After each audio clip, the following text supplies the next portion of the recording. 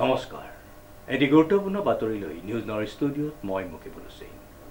ডিব্ৰুগড় বিশ্ববিদ্যালয়ৰ ভিতৰত স্নাতক চূড়ান্ত পৰীক্ষাত প্ৰথম শ্ৰেণীৰ প্ৰথম হৈ দেৰগাঁও কমলদৰা মহাবিদ্যালয়ৰ ভূগোল বিজ্ঞান বিষয়ৰ ছাত্ৰী আকাংক্ষা বাপনাছে মহাবিদ্যালয়খনৰ লগতেই সমগ্ৰ দেৰগাঁৱলৈ গৌৰৱ কঢ়িয়াই আনিছে। নিউজ নাওৰ এক বিশেষ প্ৰতিবেদন।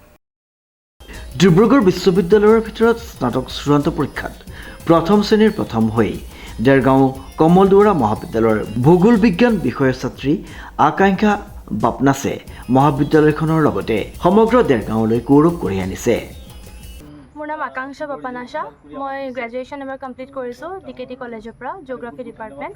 ডিব্ৰুগড় ইউনিভাৰ্চিটিৰ আণ্ডাৰত ফাৰ্ষ্ট ক্লাছ ফাৰ্ষ্ট হৈছোঁ। কেনেকুৱা লাগিছে? বহুত ভাল লাগিছে। বহুতখিনি কষ্টও কৰিছিলোঁ বাৰু, এতিয়া ৰিজাল্টটো পাই বহুত ভাল লাগিছে। ভৱিষ্যতে কি হোৱাৰ সপোন আছে? মোৰ ভৱিষ্যতলৈ প্ৰফেচৰ হোৱাৰ সপোন আছে। ক'ত এডমিশ্যন লোৱাৰ চিন্তা কৰিছে? মই দুইখনতে এপ্লাই কৰিম, ডিব্ৰুগড় ইউনিভাৰ্চিটি, গুৱাহাটী ইউনিভাৰ্চিটি, য'তে চিট পাওঁ আৰু। ঘৰত কোন কোন আছে?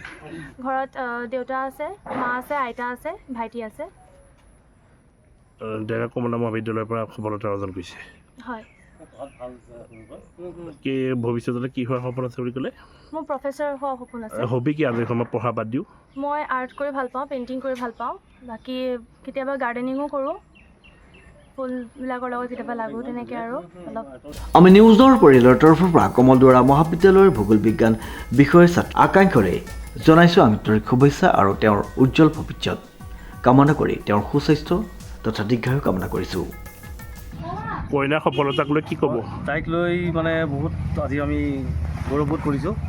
আজি ইমান ধুনীয়া এটা ৰিজাল্ট কৰি আমাক দিছে, এইটো কাৰণে তাইক বহুতখিনি ধন্যবাদ দিছোঁ। লগতে আমি ভগৱানকো মই ধন্যবাদ দিছোঁ। আৰু তাই যেন এনেকৈ আৰু আগবাঢ়ি যায়, সেইটোৱে মই কামনা কৰিছোঁ।